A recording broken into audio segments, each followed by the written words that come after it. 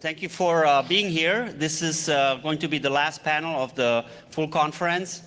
I'm Thomas Wagon. I'm the Cybersecurity and Privacy R&D Technical Coordinator at the National Coordination Office for NITRD. And it's my pleasure to introduce this panel. We put this panel together because we wanted to share with you and give you a sense of the priorities that shape research that's funded by the federal government.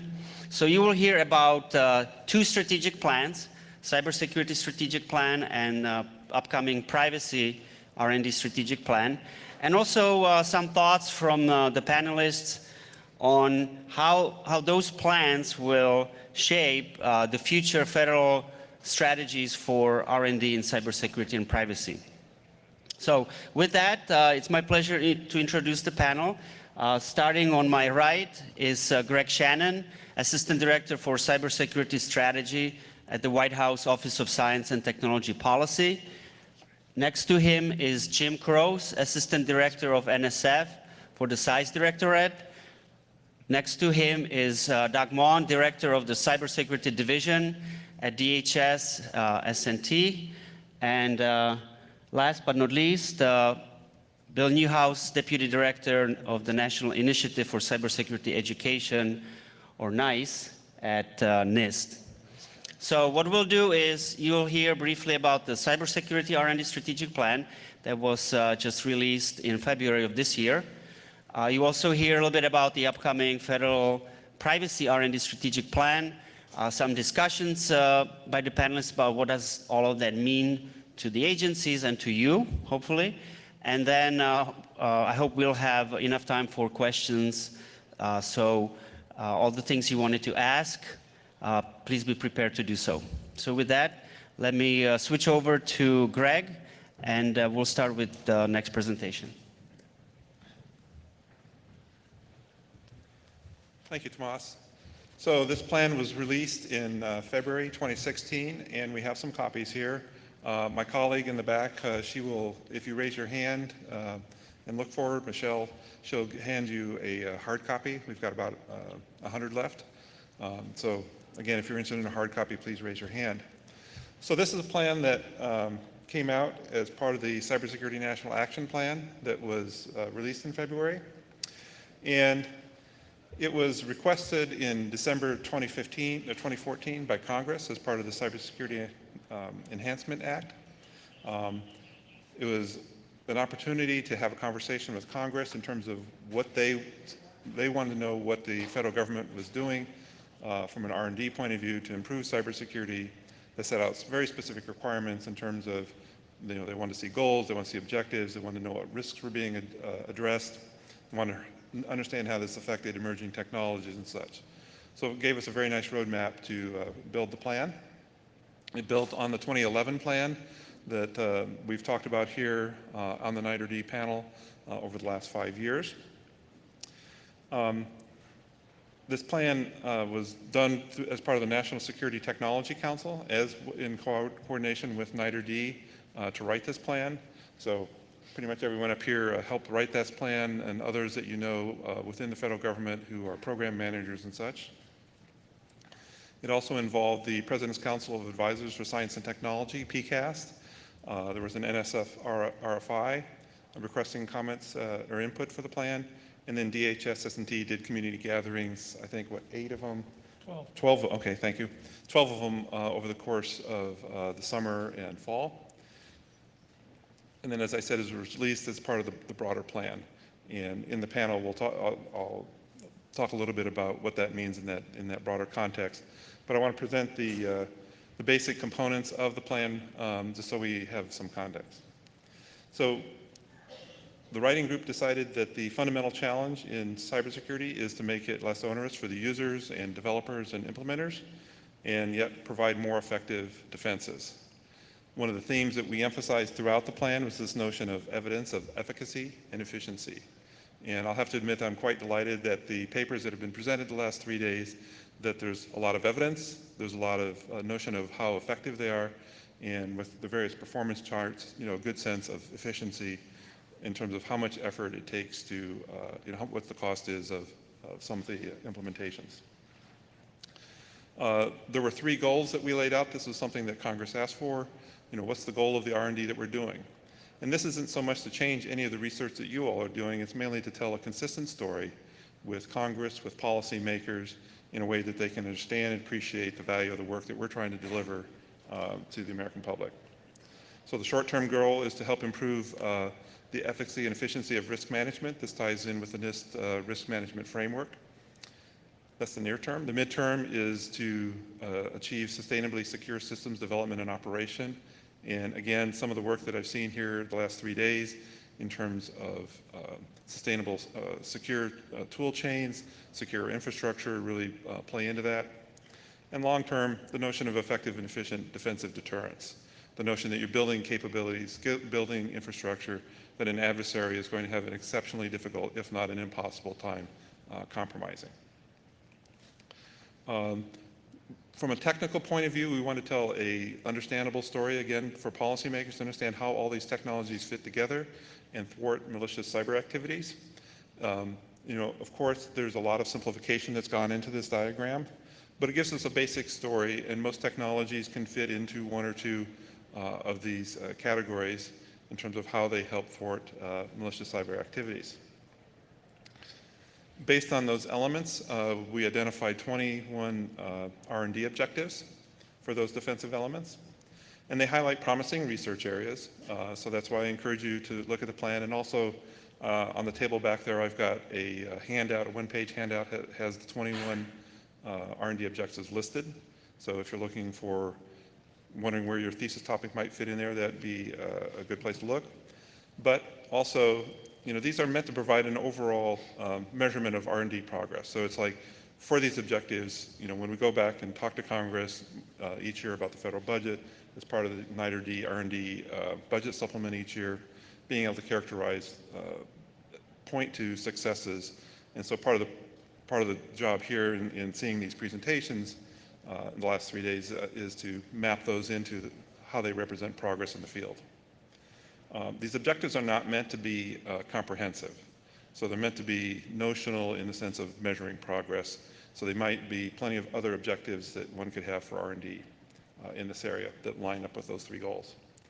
Just 2 examples of objectives. In deter, the notion of being able to have quantifiable metrics of adversary level of effort is a key challenge. And we'd love to be able to report back to Congress over the coming years that we're making progress in that. Another example is protect, a midterm one, to create tools that reduce vulnerabilities by a factor of 10. We're actually working on a project right now to reduce them by a factor of 100 in collaboration with NIST. So you get a sense of kind of how we instantiate the goals down into specific objectives. What does success look like? We want to make it so that as new technologies come out, we have the capability, the science and technology, infrastructure, platforms to make them secure. And this can be done efficiently and effectively. The burden on users should be minimal. We've seen time and time again that asking to do users even simple things to improve their security posture, their privacy posture, is actually really asking them a lot, and they're not going to be 100% on it. And really, in the long term, we want to be able to deter adversaries from even having the capability to attack the systems, to make them sufficiently assured, protected, that they really don't have the resources to compromise that. One thing I do want to mention is also this Commission on Enhancing National Cybersecurity that was announced in February as part of the Cybersecurity National Action Plan. This is 12 commission members. Their report is due in around the 1st of February. Peter Lee from Microsoft Research is on it, Herb Lin from Stanford, Annie Anton from Georgia Tech, Gallagher, I can't remember Gallagher's first name, Pat Gallagher, ex-NIST director is on the panel. So it's a distinguished panel of a dozen individuals. The others tend to be more political and business oriented. But one of the things that they're investigating, or that they're been asked by the president to study, is to develop recommendations about what additional investments are needed in R&D to enhance cybersecurity. And so the plan gives them kind of a starting point to have that conversation And as some of you may be approached to have that conversation with them, I encourage you to use the plan as a common language to have that conversation. So with that, there's a whole bunch of information available online that complements the 2011 plan. And with that, I'll turn it over to Tomas.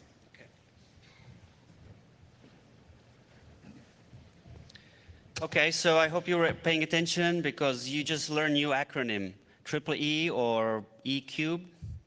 What is that? Evidence. Evidence, efficacy, efficiency. Efficiency. So remember that, right? That's really one of the key science underpinnings of the plan. So you will, I'm sure, hear about that over and over from agencies. Again, you heard it here first, E cubed, okay? With that, I want to take a few minutes to give you a summary, an introduction to another strategic plan that has been or is being developed within the federal government. And it deals with priorities for privacy research. But before I start, let me preface that by saying that the plan has not been released yet. It's in the final stages of being reviewed, so anything I say is subject to change. But at the same time, I think that it's far enough in the process that this was a good opportunity here today to give you a sense of what that strategy is about, because going forward, as we try to build a privacy research portfolio, community, and impact, this will affect and guide some of the priorities that you will see. So a quick background, privacy concerns are not new, of course. They have been around, ever since humankind. But most recently, in terms of technology, many recommendations have been made from PCAST, from the White House, and elsewhere about the need and the fact that federal agencies, and especially those that fund research, should put together a multi-agency research and development strategy to advance the science, engineering, policy, and social understanding of privacy protections. Dealing with privacy challenges or our inability right now is seen as one of the key impediments to really getting much more benefit out of information technologies. So as context for that, about a year and a half ago, a working group was formed within NITRD to look at what are the needs in terms of the federal government, in terms of society, in terms of individuals in privacy, and what is the role of privacy research, especially federally funded privacy research, in solving or addressing these challenges. So I had the pleasure and the challenge to coordinate and lead this group, and so I'm happy to give you an introduction into what the thinking is at this point. So, of course, you can approach privacy from many different perspectives. Privacy is very faceted. You can think of privacy and bring out different concepts depending on whether you're talking about, confidentiality, solitude, control of one's personal space, autonomy. So there are different conceptions of privacy, and they're all valid. But for the purposes of the socio-technical privacy research, which is the concern space of NITRD, we characterize privacy as basically subjects, data about those subjects, the actions that are taken with that data, all in some context. So that sort of is our characterization of privacy. And then we set out to put together a strategy that takes into consideration how to understand the nature of privacy, how to understand privacy, different privacy perspectives. There are perspectives by individuals, by commerce, by government, by society. They all have something meaningful to say about what privacy is and what privacy should be. And then set out to create strategy for knowledge and tools to identify and mitigate emerging risks to privacy, and how to deal with the collection, the use of data about individuals, what to do with that properly. So what is different today? Why this privacy focus? And this was, I think, well said in the PCAST Big Data and Privacy Report. You know, there are a lot of new privacy concerns, and a lot of privacy concerns are being amplified because of the large-scale data collections and analysis and algorithmic decisions that we're seeing more and more, you know, around us. And so a lot of the privacy concerns deal now with the fact that we can infer private facts from fusion of non-sensitive data, that re-identification leads to loss of anonymity, you know, individuals experience foreclosure of autonomy, meaning being able to make decisions on their own from biased or false conclusions and decisions by big data analytics, location privacy violations, and in the world of IoT, really no good way of granting or declining consent for data collections anymore. Also, you know, as the White House Big Data Report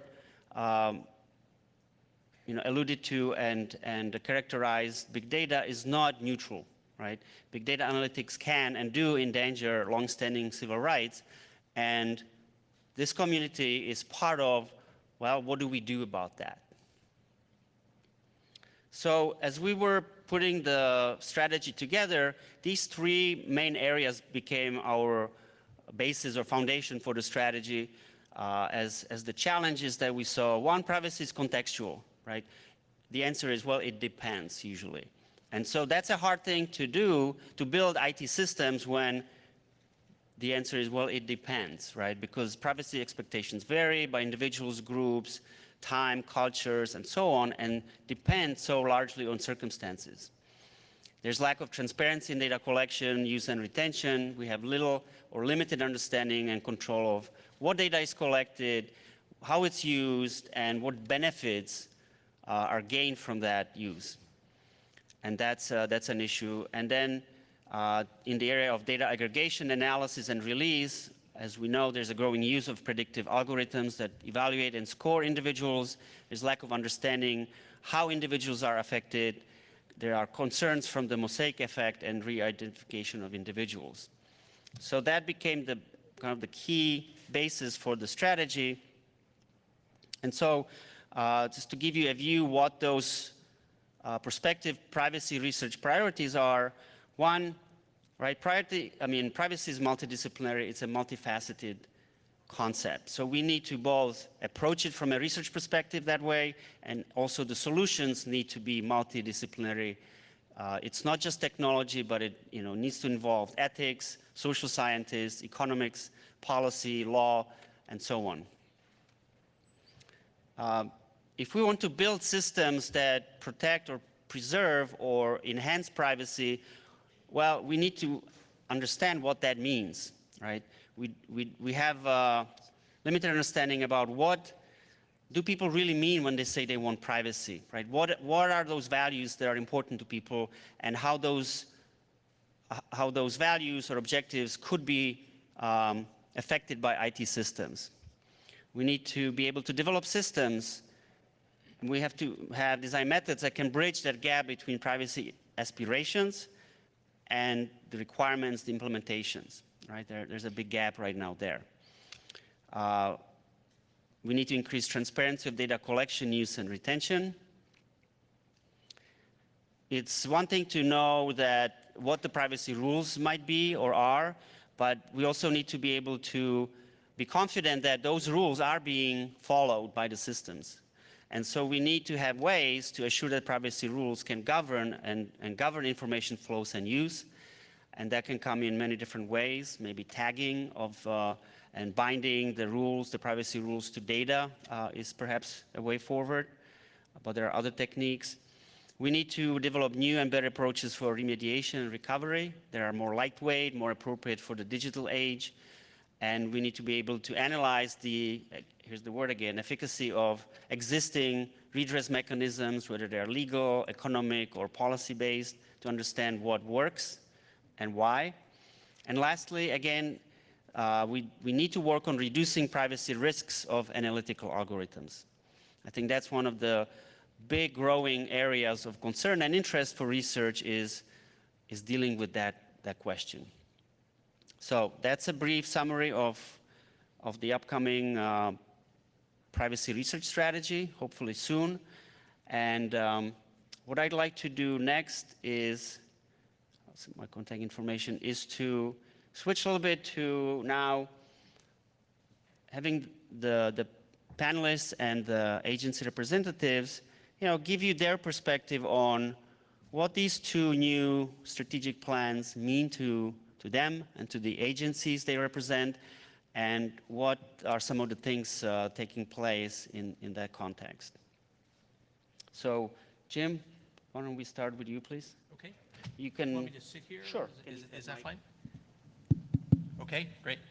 So my name's Jim Carosa. I'm the Assistant Director at the National Science Foundation for the SISE Directorate. And so what I wanted to do is I wanted to give you just sort of a brief overview of some of the SISE programs and actually NSF-wide programs in cybersecurity and in privacy. And then I wanted to talk a little bit about the future and sort of where I think things are headed. So let me start off by saying that across the entire National Science Foundation, there's an investment, a yearly investment of about $160 million in various aspects of cybersecurity. Probably, and I know Deborah Shands, who's one of our program directors, was here last night, and she was talking about some of our programs. Really, the flagship program that I imagine a number of you here are funded under is the Secure and Trustworthy Cyberspace, or the SATC program. So the SATC program's funded at a little over $70 million a year. Last year, in last year, there were 200 new awards announced, and there's usually about 800 or so, order 800 active awards in the SATC program at any one time. And so, if you've had NSF grants or you're familiar with NSF, you understand that the mission of NSF is really to fund fundamental research. And so when you saw what Greg was talking about and Tomas was talking about, we're really talking about the longer-term research horizons and some of the fundamental challenges there. So that's just sort of a numbers overview of some of the things going on inside NSF. Before I joined NSF a year and a half ago, I've been a faculty member for 32 years, and as a faculty member, I never really cared where my funding agencies had been. I wanted to know where they were going. So let me say a couple of words about that. So again, first of all, cybersecurity research, broadly writ, is incredibly important. It's one of the few areas where our funding doesn't ever go down, or the levels of our investment doesn't go down over the years, and it's just an incredibly important area for the country. So let me say that for starters. Thinking about some of the newer directions that the programs may be headed in, again, in this context of always thinking about fundamental research, is we've made investments in the past in test beds for cybersecurity research to be able to take theoretical research and systems research and try it out in practice. We actually, with several folks here around the table, worked on a report to Congress that went in just a few months ago, sort of evaluating and talking about the test beds that we've done in the past and looking towards the future. So at NSF, we're teaming with some of our fellow agencies here and thinking about what future versions of those test beds might look like. I wanted to say a couple words about education. Education is very important. A number of you may know about the Cyber Core programs that we have. So those do scholarships, but they also do capacity building. And something that we're undertaking at NSF is a real focus. We've done a lot in K through 12 education, a lot of successes like Computer Science for All that was announced by the president. Really starting to take a look at the undergraduate education and trying to move the needle there in a number of different directions. So I think you can look forward to activities there from NSF over the next couple of years. And maybe the last thing I wanted to talk about was the director of NSF about 2 weeks ago. There's a National Science Board that sort of oversees the National Science Foundation, and our director, really for the first time that NSF has done this in quite a long time, got up and said, look, here are 6 big ideas to be thinking about for the future across the foundation, or 6 research ideas, and then there were some procedural ideas. And I wanted to tell you what they are because you will see computer science, first of all, in every one of those, and you will see security and privacy also very broadly writ. So when you get a chance, if you were to search for big ideas in National Science Foundation, you probably turn up a science article that would give you a good overview of those ideas. But let me just tell you about what a couple of them are. So the first one is called Harnessing the Data Revolution. And so this is an all of NSF, or would be an all of NSF activity to really start to move the needle on data systems. And if you think about what Tomas was just talking about data being contextual, about transparency in collection, and about the issues of aggregations and analytics, you'll see all of that in that particular, and that was the very first sort of big idea that the director talked about. The second idea that the director talked about is called Shaping the Human Technology Frontier.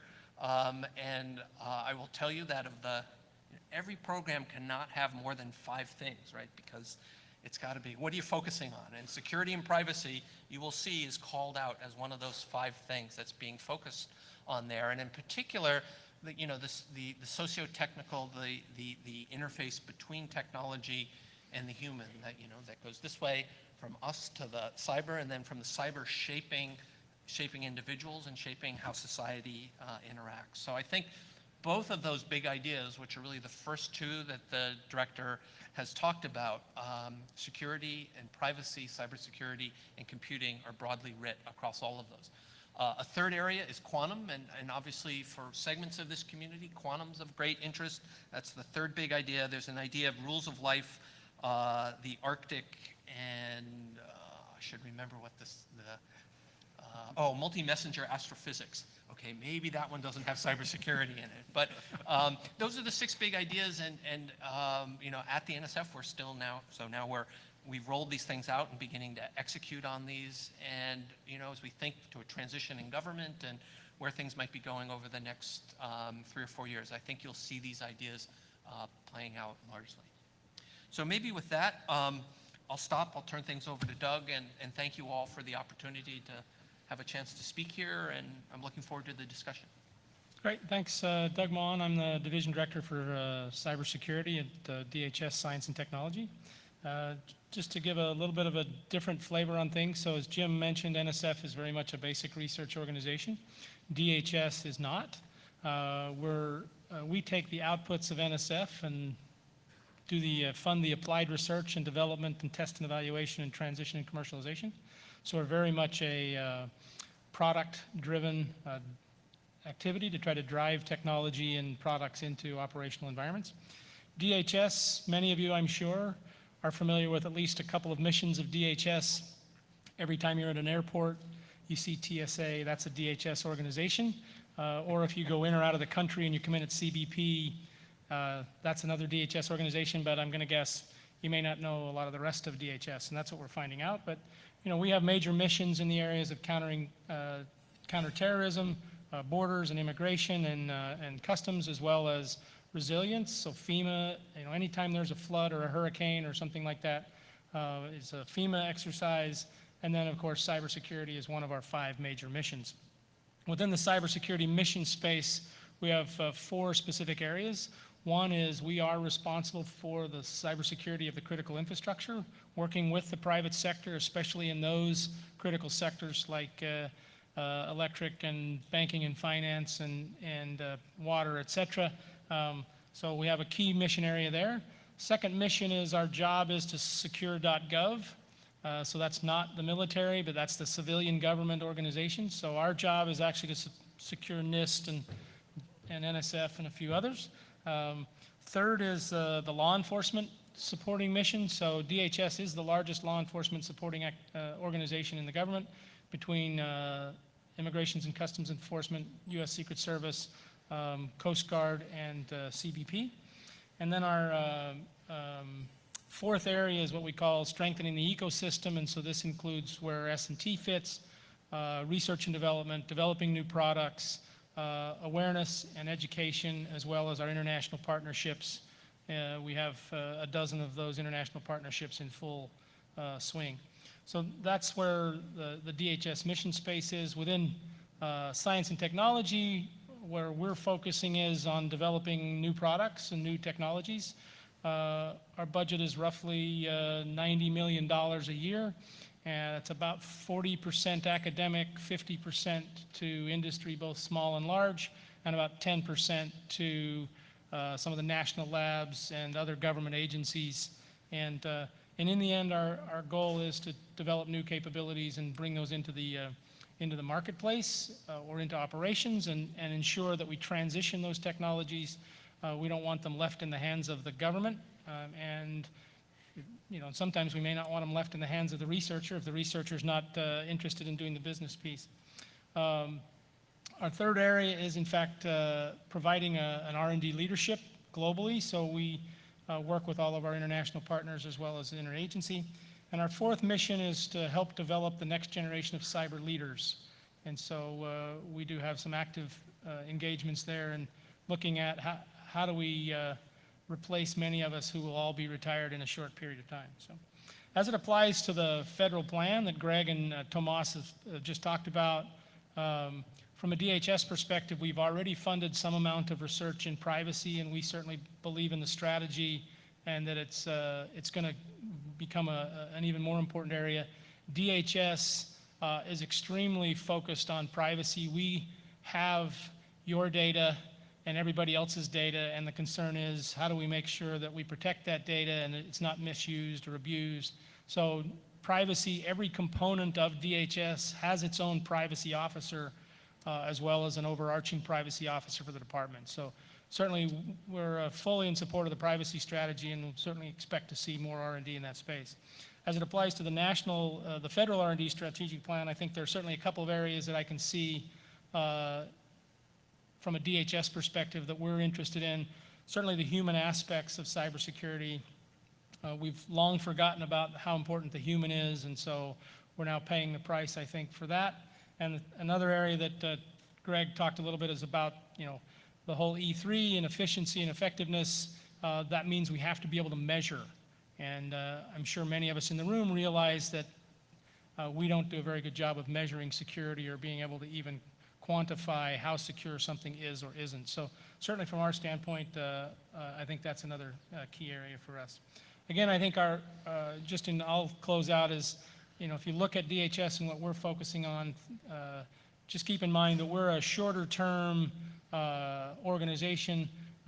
Most of our things are 3 years or less, and by 3 years or less, we're actually looking for that research to be mature enough to productize. Just to give you an example of some of the things we're also doing, we're here in Silicon Valley. DHS has just established an office here in Silicon Valley, and we're actually funding startup companies to bring new technologies to the department and to the federal government. Again, looking at how do we do that in less than 2 years, and it's not just in the cybersecurity area, but across all of our mission spaces. So I'll stop there, and thanks again. Look forward to the conversation, and turn it to Bill. Cool, thanks. I'm Bill Newhouse from NIST. How many people have read a NIST special publication ever in their time in this field? Cool. How many people have participated at a NIST workshop or a conference? Outstanding. How many people are on a NIST public working group right now, or have been part of a drafting of a paper at NIST? Okay, good. So I don't need to really tell you too much about NIST, but often I want to, because there's students here too, right? And I want you to know about NIST because I think we're valuable. The director of NIST will say to you that we're the nation's laboratory. We have 7 labs, and 2 of them are focused on metrology, which is measurement, so material measurement and physical measurement labs. We have 2 that are focused on technologies, information technology and engineering, and I'm from the information technology lab. And then we have a communication technology lab, which is going to be 2 things. It's going to be a technology lab, but it's also going to be hopefully a user facilities lab for first responder kind of networking questions and things like that. But the 2 other national user facilities, we have a Center for Nanoscale Science and Technology, where a lot of physicists do amazing things, and we have a neutron research center where we get to fire neutrons at stuff and measure and look at the physical structure of things. And turns out stuff like that can actually affect the information technology space, because we learn how to do things, higher density hard disks and things, and cool stuff like that. So NIST has been around for over 100 years, since 1988 in our current name structure. About 3,000 federal employees, a couple thousand guest researchers from all over the world. It's a pretty cool place for that. In the area of cybersecurity, our description for that, for our portfolio says we do research, development, and apply practical, innovative security technologies and methodologies that enhance our ability to address current and future computer and information security challenges. So there's some basic research in there, and there's some very, very middle road kind of let's define things stuff in there, and then there's very practical, this is how you turn that thing on to raise the noise floor so that security is being applied more often and more regularly. And there's tons of areas that from the papers I heard today that I'd immediately like to connect you with people at NIST who are doing the work. We do a lot of the work intramurally, meaning we have a staff that's spending our, let's say, $80 million in cybersecurity, $140 million in IT overall.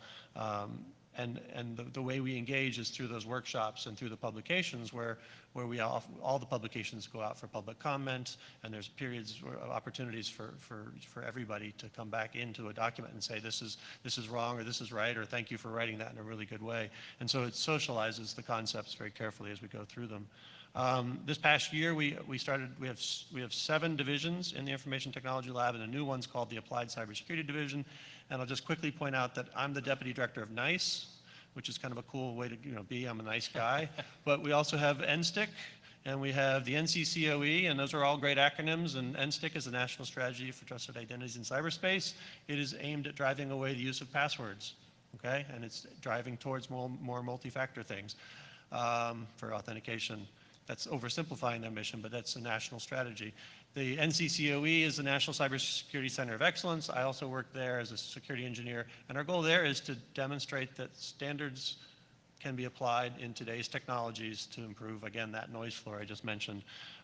So that's the Applied Cybersecurity Division. Much of the publications that you raised your hands at having read in the past came out of our Computer Security Division, which has been around for 30 years focusing on this area. And the deeper research in cryptography, we do most recently the SHA-3 competition is something you might have heard about, how they managed through that. They're thinking about post-quantum cryptography, things that'll be able to survive long enough to protect the data we need to protect.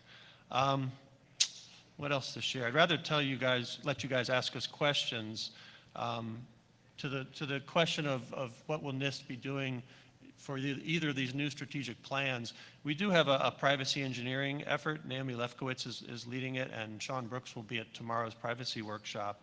And in that one, we're working on guidance that can be used to decrease privacy risks and to enable organizations to make purposeful decisions about the resource allocations and the effective implementations of controls that'll help with privacy in our information system. So that's a effort that's been going on about a year and a half, and you'll hear more. Well, if you're lucky enough to stick around tomorrow, you'll get to know more about that. But that aligns nicely, and the leaders of that effort have been working with Tomas deeply on the paper that's going to be published soon.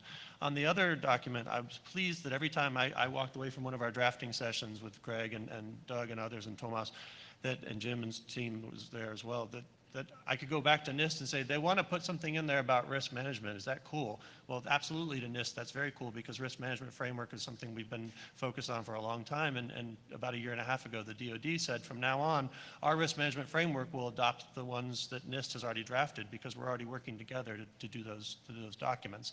And then the executive order on critical infrastructure protection has a framework that is all about risk management and identifying risk. And so I was really pleased that that's going to be a focus area. And I think that'll be an interesting thing because when I heard side channel attacks earlier today, how do you take a side channel attack that you've demonstrated works and turn that into some risk metric or score that a CEO or somebody who's running an enterprise can make a more informed decision? And I think that's where we need to drive research in the future. So I think I'll stop there and then let you guys ask us tons of questions. I do believe we're all going to be here for the social hour afterwards too, so you don't have to get all your questions on the mic. Thank you. Okay, thank you all. So I want to invite you to ask questions. We want to give a lot of time for that. And as you think about them, and I see 3 mics that you can come up to, I'd like to pick up on the point that Bill just raised. One of the S&T goals, right, of the cybersecurity strategic plan is to counter adversaries' asymmetrical advantages with effective and efficient risk management. Okay. So that is, one of the S&T goals. And so the question is, first, let's unpack that a little bit, but also, what does that mean for the academic research community? Clearly the strategic plan is asking for contributions that can be put in a risk management context or can work with that approach. So you're invited to ask questions, but let's first hear any response from Doug or Bill or anybody else. Sure, What should I'll take a first shot. I'm going to ask a Bill question. So how many of you have ever read or looked at the NIST cybersecurity framework? Okay, more than I would have thought, actually. So one of the things we discussed as we were writing this federal R&D strategic plan, and even in meetings since then, is the fact that when researchers talk about the research they're doing, they do not talk about it in terms of a canonical set of phrases. So if you look at the federal R&D strategic plan, it talks about deter, protect, detect, and adapt. If you look at the cybersecurity framework that was published by NIST, it's identify, protect, protect, respond, recover, right? Very similar things. If you look at the federal R&D strategic plan and the NIST framework, I think the one thing that's a little bit different is, in the sense of the NIST framework, there are organizations that have added to that framework. So it tends to be considered a one-dimensional framework, but if you look at some of the things the finance sector has been doing, they've now started to apply those 5 categorizations to things like devices, applications, networks, data, people. So now what you have is a 5x5 matrix. You now have a 2-dimensional look at things. But in the end, as you start thinking about more and more of the R&D plan and the cybersecurity framework, as researchers, you need to start doing a better job of characterizing, I think, the research you're doing against those documents, and in general about the phrase risk management, and how can your technologies help us as end consumers, as government leaders and decision makers. How can we better decide the value, the efficiency, and the effectiveness of those solutions?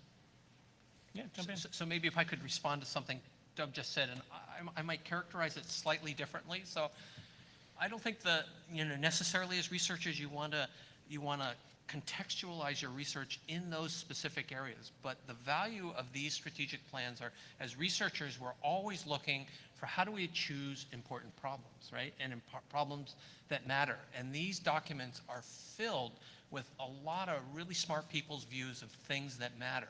So when we pick problems, and you're writing an NSF proposal, and why is this an important problem? Well, you've got some ammunition there. And so I look at these documents, well, me personally, I look at these documents as roadmaps where people have set out, here are things that are important, that we think collectively are important. You as a researcher may or may not think that, but if you're looking for, some kind of collective wisdom about a set of important problems, you can absolutely find them here. I'll add the human aspects is one of our 6 critical areas, and Doug should have said please, right? Because then you'll all be like, he said please do this for us. What are the things that influence that I saw in some of the papers today that there's a cultural context to how the device is used in a certain place, so there's international norms to this. NIST is very interested in really expanding in the usability space, but it's hard to find enough people with enough time, and then researchers who make the time, who are computer scientists, to have the conversation across those 2 communities in a way that's meaningful and believable, and so that's another area that I think NIST would like to see grow. Yeah, I just wanted to add one thing in terms of contextualizing your research.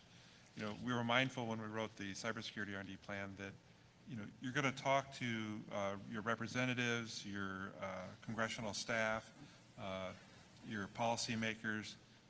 This plan gives you a language to talk to them about. In other words, you can hold up that diagram and say, our research fits here, and this is how it's benefiting. And your agency partners, your program managers will love you for that, because that's an important connection of showing, policymakers that, who really ultimately, decide where to make investments in this area.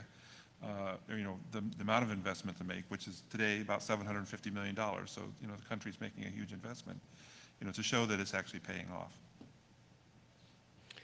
Okay, questions from any or all of you? Don't be shy. This is where your next solicitations come from. Yes. Wow. A little short here, but, hi. Lee Beausoleil, Department of Defense, and if this is a bad question, blame Bill because he planted the seed in my head.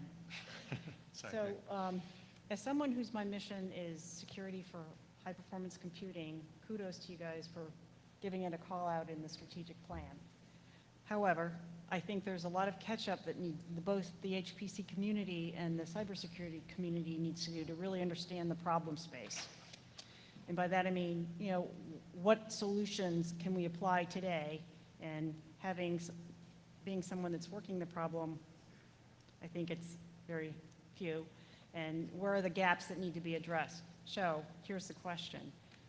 What is the plan for building a budget, especially an R&D budget, that can start both communities understanding the problem set and really kind of addressing research needs in that area, especially moving forward with NSCI? I can take that one. Yeah, so, you mentioned the NSC, the National Computing Strategic Initiative, also known as, traditionally high-performance computing or exascale computing. That's a plan that I believe just was released in December? No, August. Yeah, Yeah, it was just released last year. Last July, right. Last July, the National Strategic Computing Initiative. And, they've recognized that that's a priority, and there's a workshop plan this fall to try and get that community going so they can identify what the challenges are and then potentially have budget applied against it. The funny story is that they put out a call for a workshop, and the call for the workshop made it sound like you needed to be an expert in both areas, and I think they got 2 responses. So there's clearly a need to develop a community there. So, if you have an interest in exascale computing and kind of what the security challenges there might be, there's greenfield there, and I think it's going to be an emerging area over the next couple of years, the next decade. Thanks.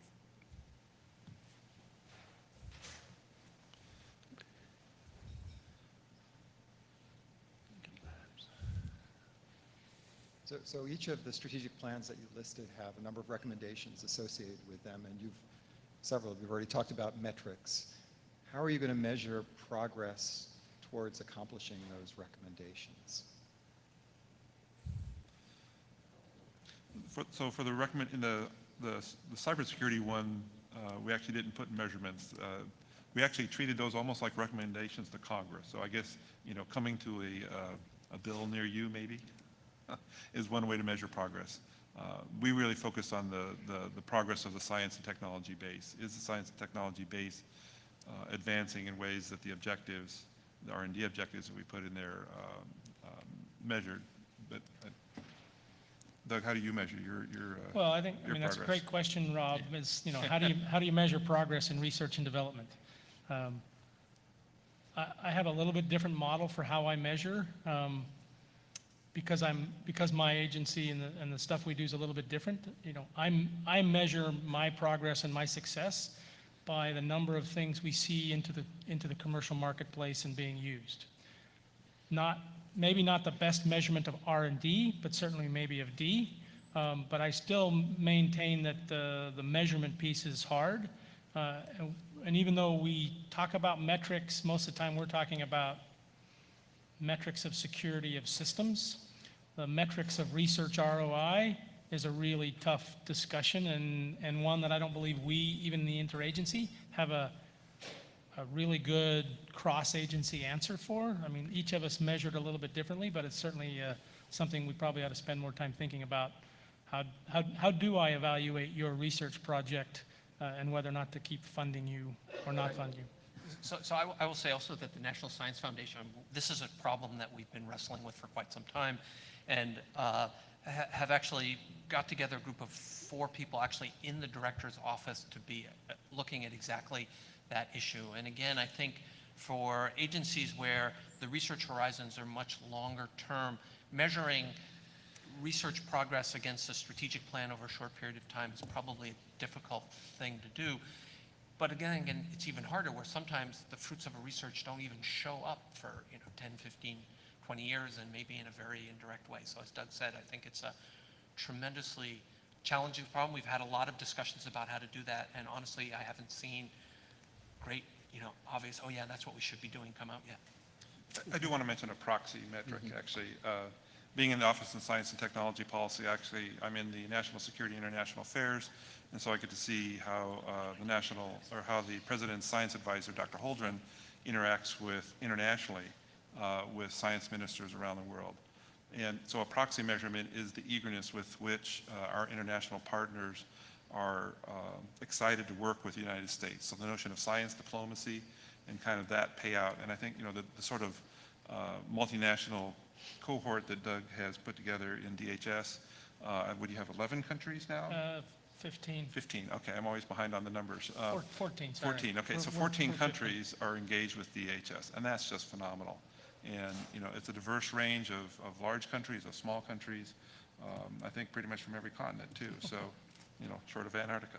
So, Okay, great. Let's go over to the side. Okay, is there going to be a harmonization of the risk management framework, the system security engineering document that's in draft, and the IT requirements for cybersecurity? The first 2, yes. We get Ron onto campus every once in a while. He's the author of the system security document you're talking about, and he's certainly not doing that in a vacuum, and he's paying attention to the feedback and the evolution of the framework. I also need to work that into a workforce framework that we have for cybersecurity roles. The IT requirements one sounds to me like you're talking about the FISMA requirements, and that's a community that knows exactly what it needs to write down and say that people are ready to do the job, and you can find all these articles in the media that says they're getting Ds for doing that, and that's kind of unfortunate because they're very careful thinkers.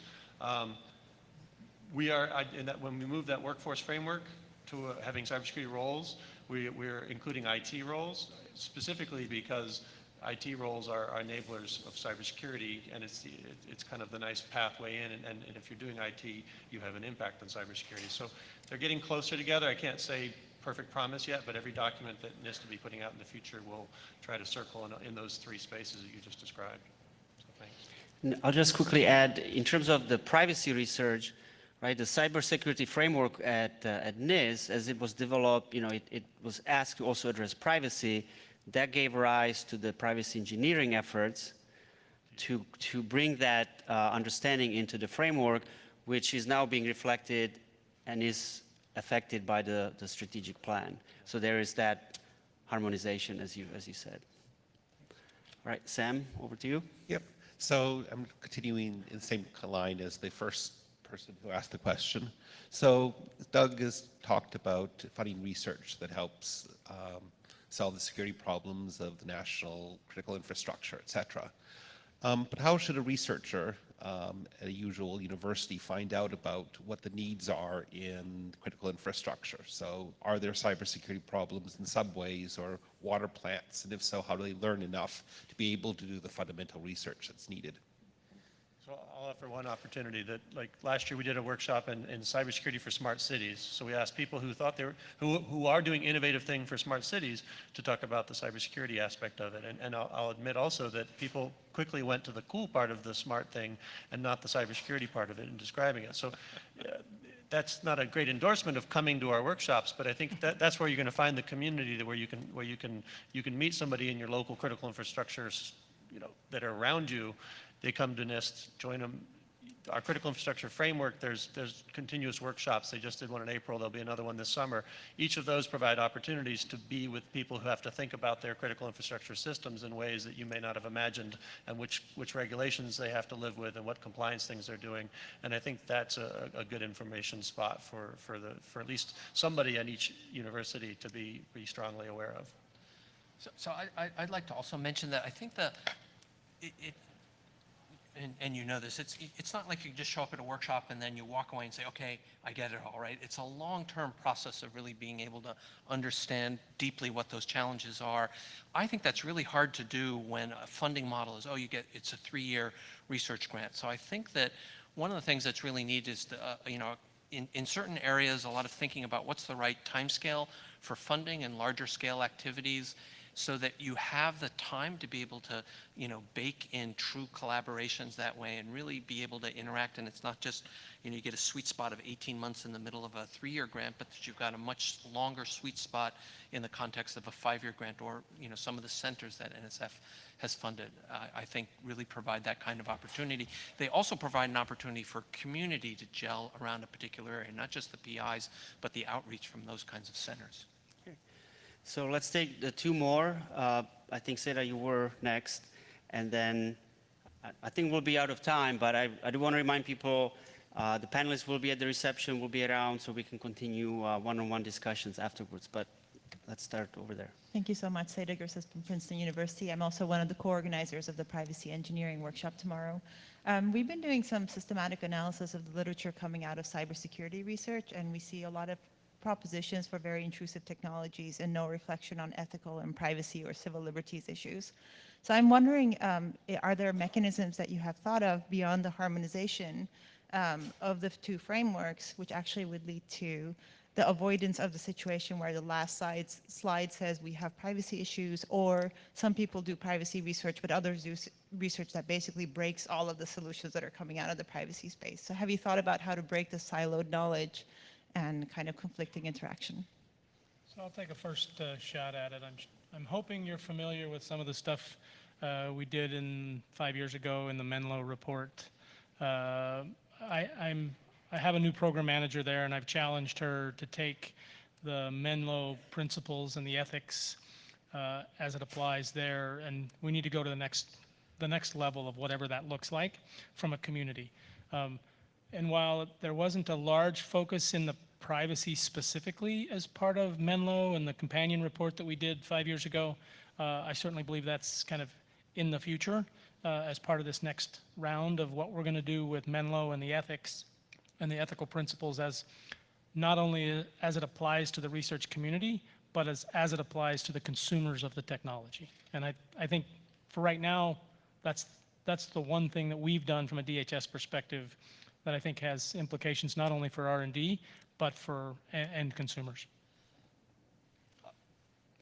I've had some conversations with Helen Nissenbaum at NYU about exactly that topic. And one of the things I've taken away, again, comes back to this issue of timescale, because I think if it's a short period of time, it's almost just drive-by. And it gets to be, the last bullet of the end things that you're doing. And again, I think longer-term opportunities for collaboration can help facilitate that.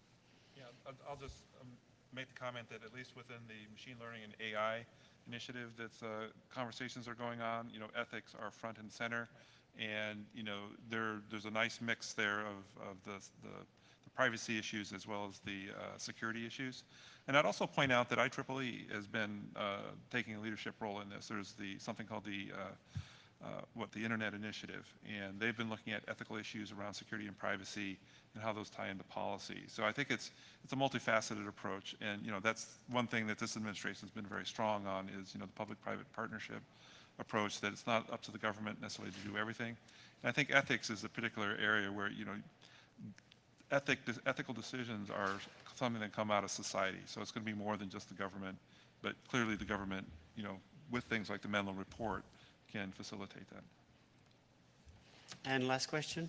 Hi, I'm Ashley McClure-Catlin from DoD.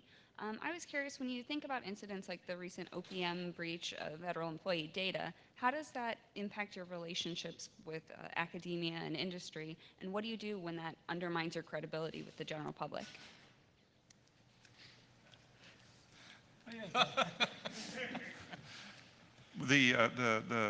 What's the official position on that, Greg? Well, so it's an issue that came up in the first hearing of the Commission on Enhancing National Cybersecurity. They were looking at it primarily more downstream once the technologies are out there for some of the cases that have been, in the public venue. I think the challenge back to the R&D community is, look, you have a benefactor. They are giving you $750 million a year. There is a basis for a conversation, and producing technologies that, support the cybersecurity plan, that support the privacy plan, that's part of what the country is asking for in terms of a tech base so that they can come to resolution on some of these things. It's not something that we're going to solve as researchers necessarily, but by, continuing that conversation and, participating in the development of these plans, the execution of these plans, the comments. I mean, if there's comments that you have on these plans about things that, points that we've missed, we're going to be redoing these, Congress wants us to redo the cybersecurity plan every 4 years. So, communicate that, or be prepared to communicate that. Doug's still smart, even though TSA just got abused this week, right? It's a tricky thing. It's reputation-based stuff. Yeah, well, we all get painted with the same brush when something like that happens, because, even though it happened at OPM, there's plenty of other agencies that kind of just happened to get lucky and it wasn't them. But I think in the end, back to the R&D community and Greg's comment is, it's wake-up calls like that should force the R&D community to be thinking about, okay, what kinds of things could I do to solve that so that it doesn't happen again? There's also a piece that says at the back of that, who's going to be the entrepreneur to make the next product that actually OPM or any other government agency or even private sector company buys to make sure that doesn't happen again, right? So there's a really nice ecosystem built in there to try to help keep us from getting black eyes. Yeah, I think also, one of the lessons to take home from those kinds of incidents are a lot of times the causes are more human use or lack of proper organizational use. And so when we talk about socio-technical systems, or Bill talks about not having passwords written on stickies on your laptop and things like that, that these are good things, that not all solutions many solutions are not just technical, they're the socio-technical, and I think that's a very powerful message that one can take from probably 90% of the incidents that we see, and really points to the importance of that class of research. And if we use a risk management framework that's kind of standard that people can all understand, and then if an executive from one of those departments stands up and says, this is what we did and this is how we're looking at ourselves, you can use in a very transparent way to show we're following the best guidance that we know is out there, and if it still fails, then we've still got a bigger problem. But if we can normalize that a little bit, and that's part of the challenge too. Okay, well, I think that concludes our panel. I think we're a little bit over time, but again, please continue discussions at the reception. If you didn't pick up your copy of the strategic plan, do so now. You can even get it autographed if you'd like. How is that for exciting, souvenir, right? And so again, thank you, and let's thank the panel for being here today.